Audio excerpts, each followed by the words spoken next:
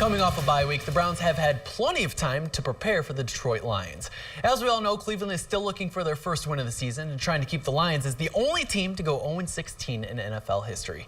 However, the Lions are coming off a huge win at Lambeau and have a lot to play for given they are in the hunt for the NFC North title. So let's go to the Motor City. The Lions hosting the Browns at Ford Field. First quarter, Browns jumping on the Lions early. Deshaun Kaiser to Kenny Britt, who makes a move. The 19-yard touchdown pass puts the Browns up 10-0. Fun fact, that's the most points in the first quarter by Cleveland since October 30th of 2016.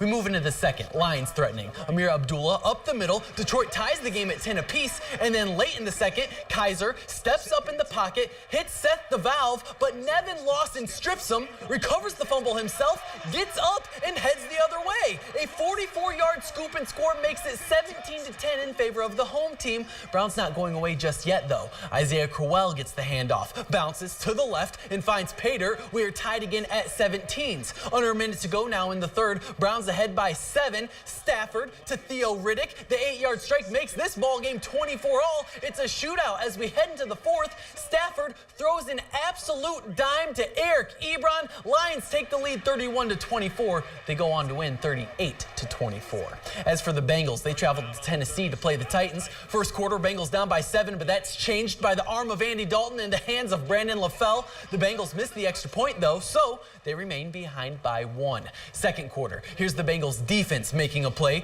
Darqueze Dennard snatches that out of the air, has some blockers as he heads toward the far sideline, setting up the rookie Joe Mixon.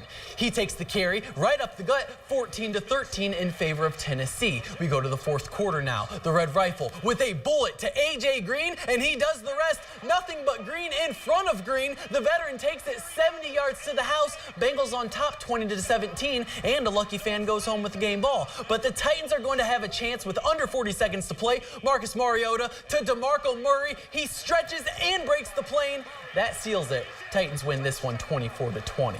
Finley's finest coming off a bye week. Ben Roethlisberger ready to go against the Colts. Third quarter, Steelers trailing. Big Ben with some great play action to Juju Smith-Schuster. Steelers pull within 7 to the fourth quarter. Roethlisberger with plenty of time. Someone has to be open, right? There he is. Vance McDonald brings the Steelers within 2, so that's what Pittsburgh goes for. The former Trojan out of the gun goes to Martavis Bryant. Game tied at 17s. Then Pittsburgh has a chance to end it with a field goal. Chris Boswell has ice in his veins as he knocks it in from 33 yards out. That's good for the brand. Steelers win 20-17. And what a week we had in college football. Here's the latest rankings from the Associated Press. Alabama's still your #1 team in the nation with a perfect 10-0 record. And right behind them, the undefeated Miami Hurricanes coming off their 41-8 beatdown of Notre Dame. Oklahoma jumps up 2 spots. Clemson remains 4th. And we see our first Big Ten team in Wisconsin. The Badgers beating Iowa 38-14 and grabbing the 5th spot. Auburn jumps up 4 spots to #6 due to their win against Georgia. The Bulldogs right behind the Tigers. And how about Ohio State? They play with some passion against Michigan State. The Buckeyes climbing 3 rungs up the ladder to #8 with their 48-3 field day win against Sparty. Notre Dame falls from 3 to 9 with the aforementioned loss to the U. Penn State comes in at 13. Michigan up 2 spots to 19 after defeating Maryland. And Michigan State is our last Big Ten team to make the list, dropping 9 spots to #22. We'll see what the College Football Playoff Committee has to say about this wild weekend on Tuesday. Switching to the hardwood, Ohio State hosting Radford. First half, Buckeyes come out firing. C.J. Jackson knocking down a triple. Ohio State leads 29-16. Then Cam Williams has a breakaway, jams at home. Buckeyes lead by 10 at the break. And how about some Keita Bates-Diop? The hoop and the harm, 22 points and 10 boards for him. Ohio State wins 82-72. On the pitch, Ohio Northern playing in the second round of the Division III Women's Soccer Tournament. 2 minutes in the second half, Sarah Puntnell pulling from well beyond the 18. That's a beauty, heading upper 90. The goalie can't climb the ladder. ONU strikes first, taking a 1-0 lead. 24 minutes later, Haley Moses on the corner kick, playing back to Hannah Martin. She puts it back into the box, just inside the 6. Sydney Lashnack gets ahead on it, but it's Puntnell taking advantage of the loose ball. Polar Bears win again 2-0. They will play William Smith in the Sweet 16.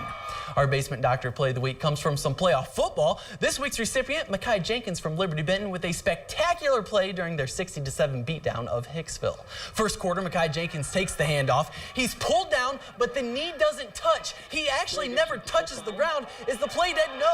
So no whistles. He accelerates again, and it's indeed a 41-yard touchdown. Let's rewind that and check it out in slow motion so you can see it better. Jenkins, looking like you could slide some cardboard underneath him as he strikes a breakdancing-like pose, has the awareness to keep the play alive and then book it on into the end zone. Liberty Benton takes a 17-7 lead on one of the craziest plays I've ever seen. Eagles soar 60-7.